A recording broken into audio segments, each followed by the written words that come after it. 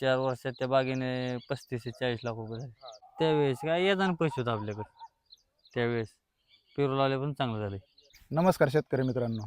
आज आपण एक सक्सेसफुल पेरू शेतीची स्टोरी घेऊन आलेलो आहोत. सर्वप्रथम आपण या शेतकरी मित्रांचा परिचय घेऊ. कृष्णा बापराव क्षीरसागर, राहणार पिंपळगाव, तालुका भूम, जिल्हा धाराशिव. आज आपल्याला पेरू लागवड करून किती दिवस झालेले आहेत? एक 4 वर्ष झालेले. किती बाग आहे आपल्याकडं? आता 1.5 एकर आहे आणि आता नवीन एक 3 एकर लावली आहे तिकडे. तर 1.5 एकर बागेला अंदाजे किती वर्ष झाले? 4 वर्ष पूर्ण झाले. 4 वर्षात किती पैसे दिले त्या बागेने? 4 वर्षात त्या बागेने 35 ते 40 लाख रुपये झाले. 35-40 लाख रुपयाचं नेट उत्पन्न. प्रॉफिट दिलंय. हम्म.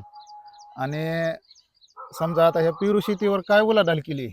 पेरू शेतीवर रानं ही घेतलेली आहेत, पुन्हा घर बांधलंय. पेरू शेती बऱ्याचशा शेतकरी मित्रांचं असं म्हणणं असतं की पेरूच्या लय लागवडी झाल्यात आणि पेरू परवडत नाही.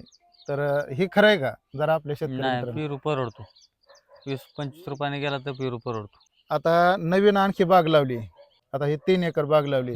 यावर्षी किती अपेक्षित टनेज किती माल निघाला आपल्याला? आता 3 एकर मध्ये एक 60-70 टन माल निघेल की आता.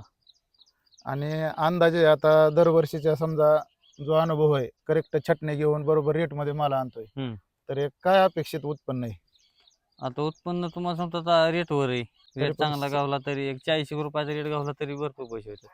तरी 7-28-30 लाखाचं 30 उत्पन्न हो. हमखास आहे. 30 लाखाचं. आणि पेरू लावण्यापूर्वी आपली द्राक्षाची बाग होती. तर त्यावेळेची कंडिशन म्हणजे कशी होती? त्यावेळेस काय येताना पैसे होते आपल्याकडे. त्यावेळेस पेरू लावले पण चांगलं झाले.